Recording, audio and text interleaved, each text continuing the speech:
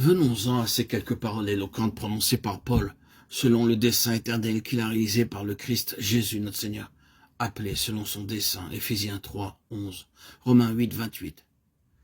Cette conception de Christ aux facettes multiples porte vraiment le sceau de l'éternité. Le dessein et les conseils éternels dont nous avons parlé concernaient l'univers dans son ensemble et l'homme en particulier. L'Écriture stipule clairement et de manière incontournable que ce plan de Dieu, où la rédemption ne figurait pas, avait pour objet son Fils Jésus-Christ, et que ce plan conçu dans les conseils éternels de Dieu englobait la création des âges. Il y a encore d'innombrables siècles en perspective, l'éternité est jalonnée de repères qui ne sont pas des repères temporels au sens où nous l'entendons, mais des points d'émergence et de développement, de progrès, d'accroissement et d'élargissement. Si vous et moi étions nés le jour de la Pentecôte, et si nous avons survécu jusqu'au retour du Seigneur, nous n'aurions jamais épuisé tout ce qui est en Christ. Nous aurions certes découvert quelque chose, atteint un certain stade dans notre connaissance de Christ, mais il nous aurait fallu un siècle de plus, dans des circonstances différentes, pour découvrir ce que nous n'aurions jamais pu découvrir dans le contexte de cette vie présente.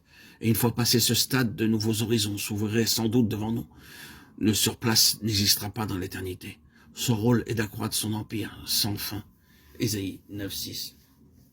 Laissons de côté ce triste tableau de l'histoire du monde qui s'étend depuis la chute jusqu'à la restauration de toutes choses pour nous pencher sur cette mise en orbite des siècles à venir, où toute la plénitude de Dieu contenue en Christ pourra se manifester, se découvrir progressivement.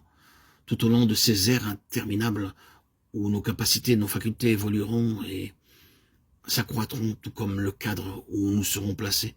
Voilà la véritable signification de la croissance spirituelle. En faisant donc abstraction de cette création en ruine, nous verrons alors que les âges ont été créés en Christ, par Christ et à travers Christ, d'après le dessein éternel que Dieu s'était proposé de réunir toutes choses en lui. Ce plan ne se limite pas seulement au niveau de notre petite vie, de notre train-train quotidien ou encore de notre salut personnel, mais s'étend à ce vaste univers, considéré à la lumière de la révélation, où tout est présenté à l'entendement spirituel de l'homme par révélation et où l'on invite celui-ci à s'emparer des choses révélées. Oh, quel Christ extraordinaire!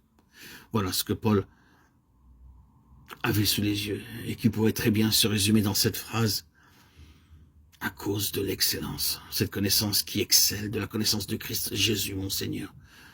Paul était déjà un vieillard quand il écrit que je le connaisse lui.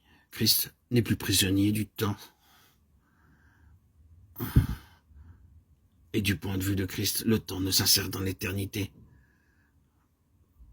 que par la nécessité de la rédemption en vue de rétablir le dessein éternel de Dieu, selon le dessein éternel qu'il a réalisé par le Christ Jésus, notre Seigneur, appelé selon son dessein. Éphésiens 3, 11, Romains 8, 28.